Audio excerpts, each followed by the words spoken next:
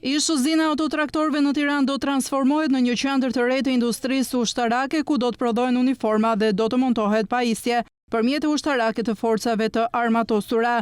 Lajmin e bëri të ditur kryeministri i vendit Edi Rama, i cili ishte pjesëmarrës në prezantimin e këtij projekti. Pas fjalës së tij, kreu socialist u përfshi në një debat të tensionuar me një qytetar. Kryeministri ishte i pranishëm për të bërë në prezantimin e projektit për rigjallërimin e ish uzinës së autotraktorëve në Tiranë, ku përballë më pas me një qytetar që banonte në atë zonë. Qytetari u ankua kryeministrit Rama se kishte bërë legalizimin duke paguar para dhe se kjo nuk kishte bërë as nga Partia Demokratike, as nga Partia Socialiste, ndërsa Rama e ftoi që nëse është e vërtet kjo që thot, të shkonin së bashku në polici dhe të denonconin rastin në fjalë. Tregoj kujt I ka dhënë lekët. Jo, do tregosh kujt I ka dhënë lekët. Do marrim deklarim. Po. Do të marrim deklarim. Jo.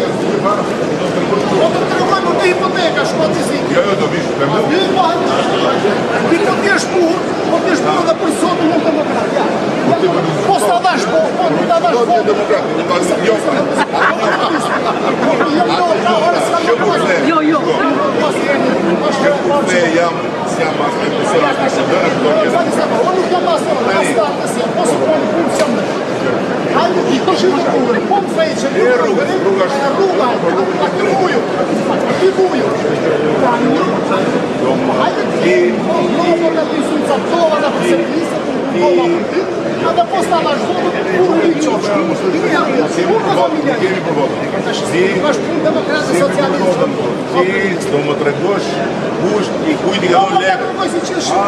Jo, s'ka. Do më tregosh kujt I ka dhënë lekët. Se çova ti. Hajde na po rrugën që mos pyet. Ti do mos do të fare, si të vënë frontat. I votën do të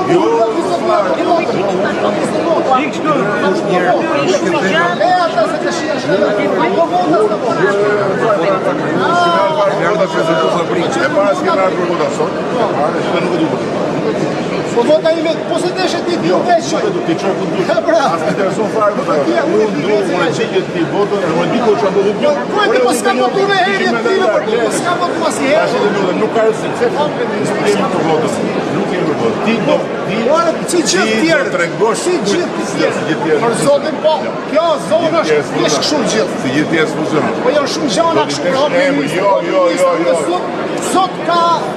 Do t'i vesh emër. Do t'i vesh emër. Mos si, po do t'a si t'i bashkjo.